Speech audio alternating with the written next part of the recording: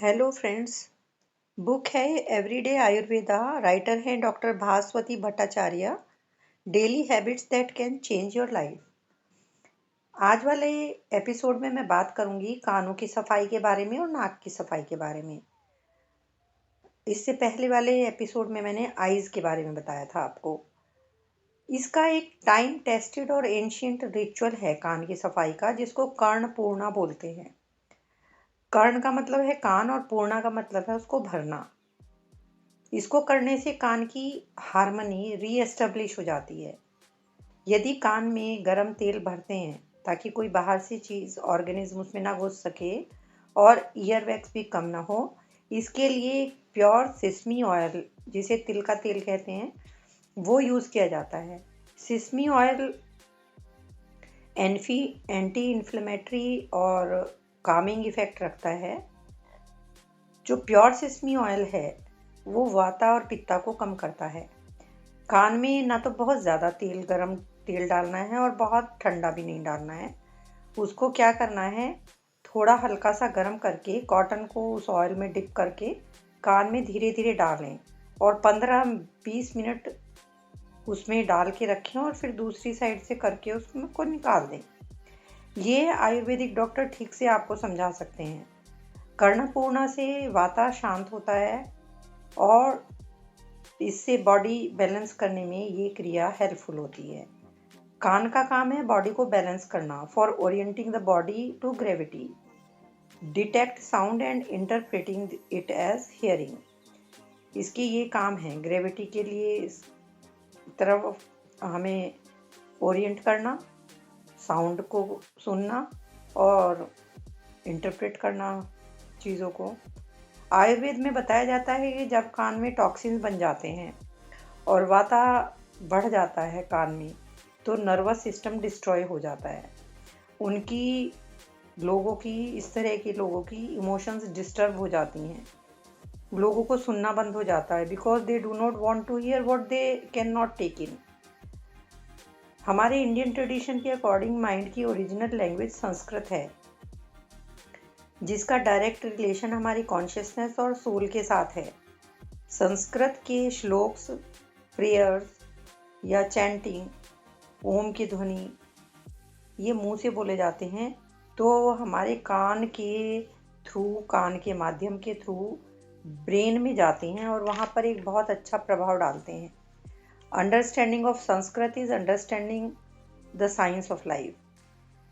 कान में यदि हमारे इन्फेक्शन हो जाता है, जैसे स्विम करते हुए इन्फेक्शन हो गया, तो उसके लिए वहाँ पर आयुर्वेदिक डॉक्टर गार्लिक का तेल डालने की सलाह देते हैं, जो एंटीबैक्टीरियल और एंटीवायरल क्वालिटीज़ होती हैं। उसके लिए फ्रेश गार्लिक ऑयल गार्लिक से बनाया जाता है और गार्लिक की कली को छीलकर उसे किसी पत्थर पे रखकर पीस कर उसमें ऑयल ले लेते हैं, उसमें से जो ऑयल निकलता है, और उसको कान में डाल देते हैं। या फिर तिल के तेल में क्लोव्स को गर्म करके उस तेल को डाल सकते हैं। दूसरा है, अब हमारी नाक की सफाई किस तरह से होती है आयुर्वेदा में। नोज की साफ करने की क्रिया को आयुर्वेद में नस्या कहते हैं। Nasya is use to clean out mucus and toxins that have accumulated in the head, neck, और gathering waste from the cervix of sinuses, nostrils, nasal cavity, mouth and throat। जितने भी नॉस्ट्रिल्स में ये टॉक्सिन्स जमा हो जाते हैं वो साफ हो जाते हैं हेड और नेक को थोड़ा सा वार्म करके, ताकि ब्लड का फ्लो बढ़ सके और जो कंटेमिनेटेड पदार्थ हमारी बॉडी में फंस गए हैं वो निकल सकें। या warm oil on the skin sealed the pores from leaking heat. एक गर्म कपड़े से साइनसेस को गर्म करके रखें अपने। अब hot wash cloth apply steam to heat the sinuses and hollow structures under the forehead, cheeks and face. ये लगातार करें तो इससे म्यूकस निकल जाता है। लगातार नसिया की मदद से नेज़ल जो हमारा पैसेज है उसको साफ करते रहने से वो साफ हो जाता है। ऑयल बेस्ड टॉक्सिन्स खत्म हो जाते हैं। ऑक्सीजन लेने की हमारी कैपेसिटी बढ़ जाती है। नसिया अलग अलग पर्सन की नीड के अकॉर्डिंग किया जाता है। यानी मौसम कैसा है, लाइफस्टाइल कैसा है, उन लोगों के काम करने का कैसा तरीका है, ये सब चीज़ें ध्यान में रखकर आयुर्वेद में जो डॉक्टर हैं वो रिकमेंड करते हैं। कभी कभी वो लोग ड्राई पाउडर यूज़ करते हैं, ब्राह्मी पाउडर, उसको नाक में स्निफ कराते हैं। The powder penetrates and slowly dissolve into the fat dominated immune system and slowly release their chemicals. Neurological बीमारियां जैसे एपिलेप्सी, पार्किंसन भी नस्या विधि से ट्रीट किए जाते हैं। इसके लिए शतावरी घी, अश्वगंधा घी, मेडिकेटेड मिल्क, ये सब क्रियाएं की जाती हैं। इवन स्टडीज से पता चला है कि वाता टाइप के जो हेडेक होते हैं, माइग्रेन, हॉर्स कर्कश आवाज होना या ड्राई नोज होना, साइनस होना, गर्दन की स्टिफनेस होना और नाक में से हमारी कोई स्मेल फील नहीं हो पाती है हमें, ये सभी ड्राइनेस की वजह से और टिश्यूज की रफनेस की वजह से होते हैं। इससे लोगों में नेगेटिव थॉट्स भी बढ़ने लगते हैं, जो नर्वसनेस, एंजाइटी, फियर, डिजीनेस और एम्प्टीनेस का कारण बनते हैं। ये सभी माइंड की वात टेंडेंसी की वजह से बढ़ते हैं। हर तरह का वात कंडीशन ये क्योर हो जाती हैं गरम तेल को यूज करने से। नींद ना आना पित्त के बढ़ने से होता है। Inflammation in the head and neck, इसलिए पित्त को कम करने के लिए उस तरह की हर्ब्स यूज की जाती हैं जो पित्त को कम करें और इन्फ्लेमेशन को कम करें। इसी तरह कफ भी हेड और नेक को डोमिनेट करता है। जब हेड में काफी सारा बलगम म्यूकस भर जाता है, too much moisture and too much stickiness, तो एरिया जो है वो कफा इम्बैलेंस्ड हो जाता है। इससे हैवीनेस बढ़ती है और फ्लो जो है उस इंसान का नॉर्मल नहीं रहता। कफा एग्रेवेट अकर्स, यानी कफा बहुत ज़्यादा हो जाता है। The result is disease system of tissues. The heat of normal fire in the body keeps kapha in check.